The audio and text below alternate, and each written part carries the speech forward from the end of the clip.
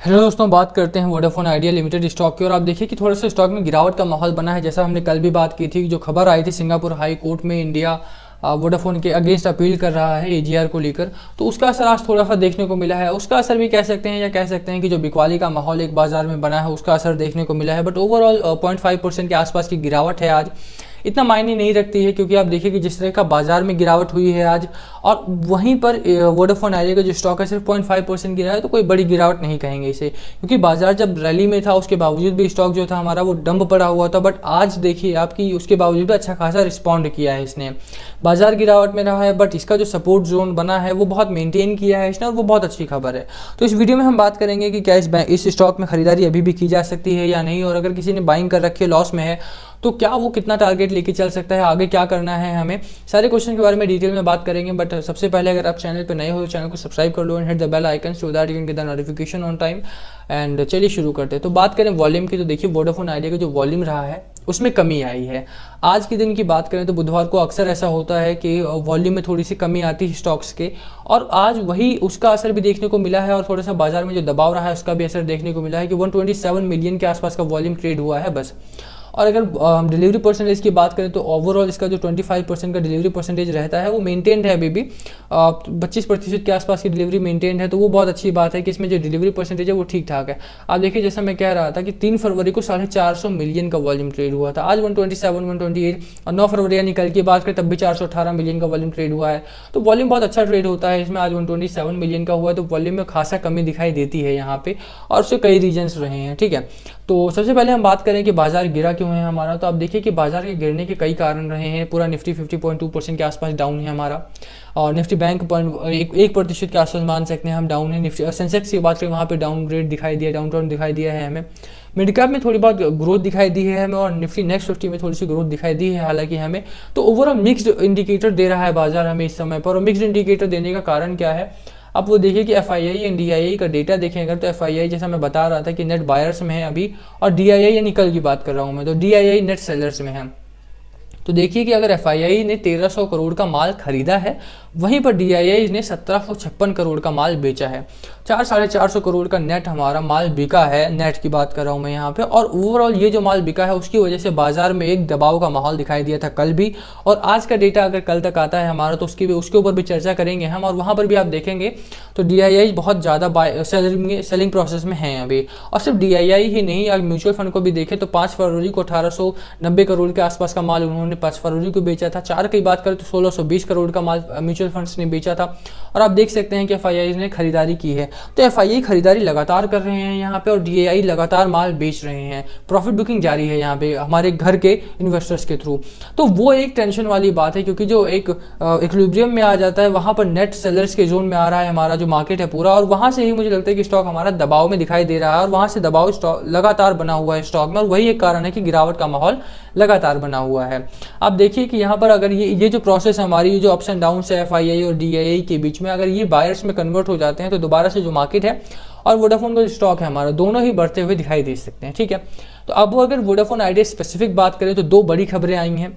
ठीक है, 2 बड़ी खबरों में एक पहली खबर है कि Vodafone Idea beats Jio and Airtel to become fastest telco in October December 2020। उपला ने ये जारी किया है। और वोडाफोन आइडिया का जो एक टेलीकॉम सेक्टर है, टेलीकॉम कंपनी है, उसने बीट किया है जियो को और एयरटेल को, and it has become the fastest telco in October and December. अक्टूबर से लेकर दिसंबर तक ये फास्टेस्ट टेलको कंपनी बनी रही है वोडाफोन आइडिया जो है हमारी।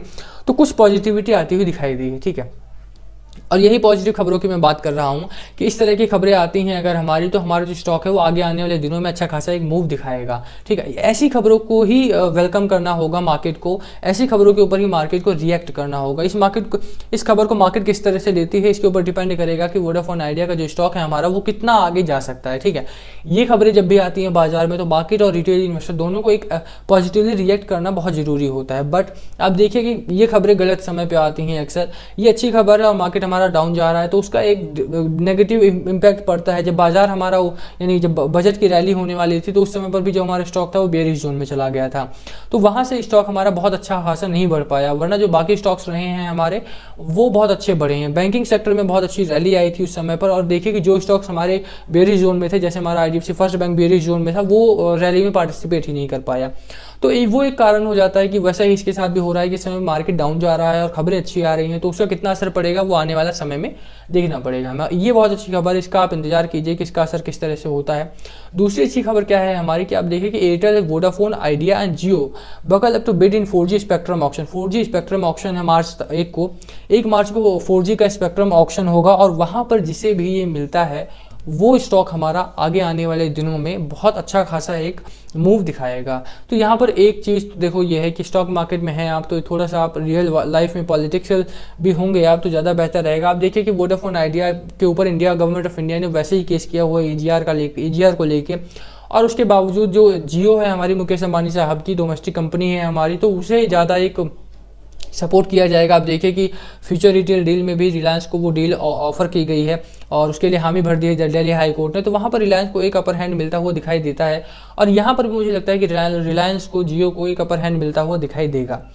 पहले नंबर पर जियो है मेरी और दूसरे नंबर पर एयरटेल है, तीसरे नंबर पर वोडाफोन आइडिया को कंसीडर किया जाएगा, क्योंकि जिस तरह का एक माहौल बना है बाजार में, मुझे लगता है कि वोडाफोन आइडिया को शायद ना मिले ये ऑप्शन, और उसके कई कारण हैं, आप खुद भी एनालाइज कर सकते हैं कि रिलायंस जियो जो मुकेश अंबानी साहब की उसे अपर हैंड मिलता रहा है पिछले दिनों भी, चाहे फ्यूचर रिटेल डील में हो, और एयरटेल हमारी दूसरे नंबर की अच्छी कंपनी हो जाती है तो उसे मिलेगा, क्योंकि वो दूसरी एक बेहतर कंपनी है, EGR वगैरह के केस नहीं है, गवर्नमेंट ऑफ इंडिया के अगेंस्ट में नहीं खड़ी है कम से कम वो, बट वोडाफोन आइडिया जो अगेंस्ट में खड़ी है उसके पास थोड़ा सा एक डिसएडवांटेज यहाँ पर दिखाई देता है। बट स्टिल लेट्स सी क्या होता है क्या नहीं होता है, वो आगे आने वाले दिनों की बात है। मार्च 1 को हमारे स्पेक्ट्रम का ऑप्शन होगा, और वहाँ पर जिसे भी मिलेगा उस कंपनी का स्टॉक हमारा आने वाले समय में शूटअप करेगा ही करेगा। ठीक है, अब चार्ट की बात करें अगर हम कि चार्ट हमारा किस तरह से प्ले ऑफ करता है, तो आप देखिए कि चार्ट ठीक ठाक दिखाई देता है। कुछ ग्रीन कैंडल्स आते हुए दिखाई दिए थे, जो एक देखिए जो मैं बात कर रहा था कि हमारा स्टॉक जो है बेरिश जोन में है, और अच्छी खबर आई है, बाजार भी हमारा डाउनवर्ड जा रहा है, तो यहाँ पर आप स्टॉक को देख सकते हैं कि बेरिश जोन में स्टॉक है हमारा,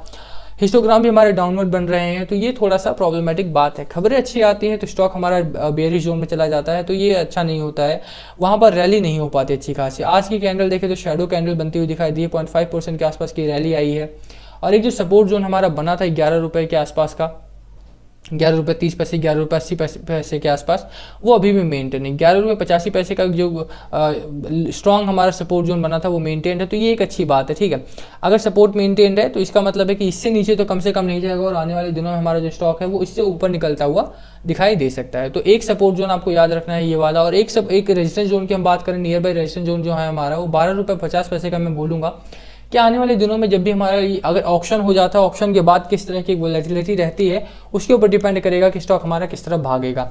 ऑप्शन की एक और इम्पॉर्टेंट बात है कि उस दिन आपको थोड़ा सा सतर्क रहना है, क्योंकि अगर जिसे भी ऑप्शन मिलता है, एयरटेल को मिलता है तो उसका स्टॉक शूटअप करेगा और वोडाफोन आइडिया का स्टॉक नीचे गिर सकता है, तो वहाँ पर थोड़ा सा आपको सतर्क रहने के ट्रेडिंग और करनी है, ट्रेडिंग और इंट्राडे दोनों ही सतर्क रहकर करना है। ठीक है, इस समय की बात करें तो देखिए आप वोडाफोन आइडिया में कुछ बड़ी खबरें आना स्टार्ट हो गई हैं, आपको होल्ड करके रखना है स्टॉक को, अच्छा खासा लंबा होल्ड करके चलते हैं तो आप अच्छा खासा मोमेंटम आएगा, तो वहाँ पर अच्छा खासा एक प्रॉफिट बनता हुआ दिखाई दे सकता है आपका।